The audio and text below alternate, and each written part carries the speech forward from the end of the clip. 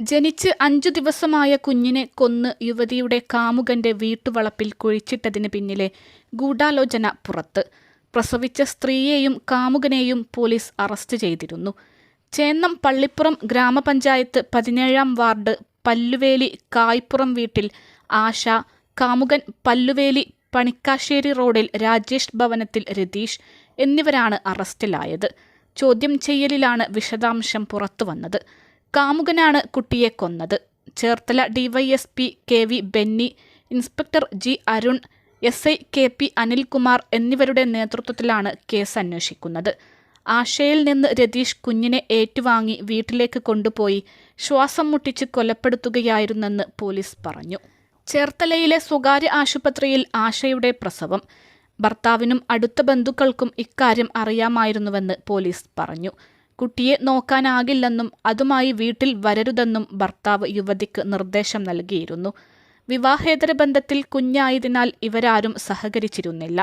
വെള്ളിയാഴ്ച ഡിസ്ചാർജ് ചെയ്തെങ്കിലും ബില്ലടക്കാൻ പണമില്ലാത്തതിനാൽ പിറ്റേന്നാണ് ആശുപത്രി വിട്ടത്.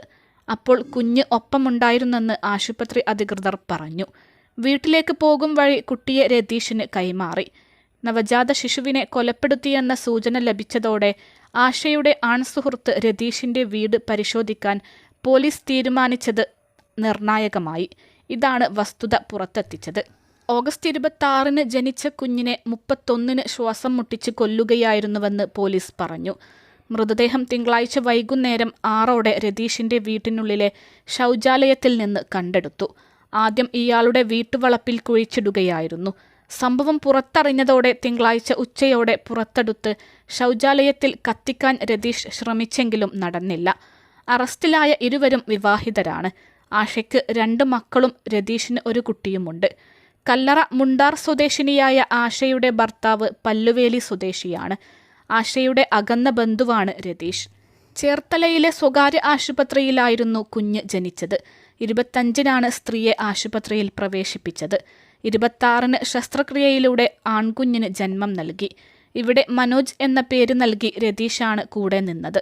31-ന് രാവിലെ വിടുതൽ ചെയ്തു. അപ്പോൾ കുട്ടി ആരോഗ്യവാനായിരുന്നു. രാത്രി 8:30-ക്കാണ് പള്ളിപ്പുറത്ത് വെച്ച് ഇരുവരും പിരിഞ്ഞത്. ബിഗ് ഷോപ്പറിലാണ് കുട്ടിയെ രതീഷ് കൊണ്ടുപോയത്.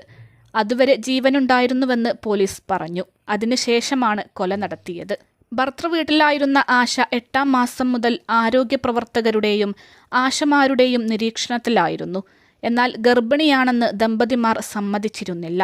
പ്രസവിച്ചതറിഞ്ഞ് കുട്ടിയെ അന്വേഷിച്ചതാണ് കൊലപാതകം പുറത്തെത്തിച്ചത്. കുട്ടിയെ വളർത്താൻ ശേഷിയില്ലാത്തതിനാൽ വേറെ ദമ്പതിമാർക്ക് നൽകിയെന്നാണ് ആദ്യം പറഞ്ഞത്. സംശയമുയർന്നതോടെ ആശാപ്രവർത്തകർ ഗ്രാമപഞ്ചായത്ത് ഭാരവാഹികളെ അറിയിച്ചു. അവർ പോലീസിൽ അറിയിക്കുകയായിരുന്നു. ആശയുടെ ഫോണിൽ നിന്ന് പോലീസ് രതീഷിനെ വീട്ടിലേക്ക് വിളിച്ചു വരുത്തിയാണ് അറസ്റ്റ് ചെയ്തത്. ഗർഭധാരണവും പ്രസവവും രഹസ്യമാക്കി വയ്ക്കാൻ ചോരക്കുഞ്ഞിനെ മറവ് ചെയ്ത പാണാവള്ളിയിലെ സംഭവം ആലപ്പുഴയെ ഞെട്ടിച്ചിരുന്നു. ഈ സംഭവത്തിന് 1 മാസം തികയും മുൻപേ കിലോമീറ്ററുകൾ മാത്രം ദൂരെ മറ്റൊരു ചോരക്കുഞ്ഞും കൊല്ലപ്പെട്ടുവെന്നതാണ് വസ്തുത. ഇത് നാടിനെ നടുക്കി. കഴിഞ്ഞ 7-ന് പുലർച്ചെയാണ് പാണാവള്ളി ആനമൂട്ടിൽ ചിറയിൽ ഡോണ ജോജി വീട്ടിലെ കിടപ്പുമുറിയിൽ കുഞ്ഞിനെ പ്രസവിച്ചത്. ഡോണയുടെ ആൺസുഹൃത്ത് തകഴി വിരുപ്പാല രണ്ടുപറ പുത്തൻപറമ്പ് തോമസ് ജോസഫും ഇയാളുടെ സുഹൃത്ത് തകഴി ജോസഫ് ഭവൻ അശോക് ജോസഫും എത്തി കുഞ്ഞിനെ കൊണ്ടുപോയി തകഴിയിലെ പാടശേഖരത്തിലെ പുറംബണ്ടിനോട് ചേർന്ന് മറവ് ചെയ്തു. രക്തസ്രാവവും വയറുവേദനയും മൂലം ഡോണ 2 ദിവസത്തിനു ശേഷം എറണാകുളത്തെ സ്വകാര്യ ആശുപത്രിയിൽ ചികിത്സ തേടിയപ്പോഴാണ് പ്രസവ വിവരം ഡോണയുടെ വീട്ടുകാർ പോലും അറിയുന്നത്. 3 പ്രതികളും നിലവിൽ ജയിലിലാണ്. അൽസലാമ ഐ ഹോസ്പിറ്റൽ 21 ലക്ഷത്തോളം സന്തുഷ്ടരായ ഉപഭോക്താക്കളും 2 ലക്ഷത്തോളം തിമിര ശസ്ത്രക്രിയകളും പൂർത്തിയാക്കിയ മലബാറിലെ ഏക കണ്ണാശുപത്രി. ലോകോത്തര നിലവാരമുള്ള ചികിത്സാ സംവിധാനങ്ങൾ, എല്ലാ നേത്രരോഗ ചികിത്സാ സൗകര്യങ്ങളും വിദഗ്ധരായ ഡോക്ടർമാരുടെ മേൽനോട്ടത്തിൽ. Al Salama eye hospital, hospital road, Perinthalmanna.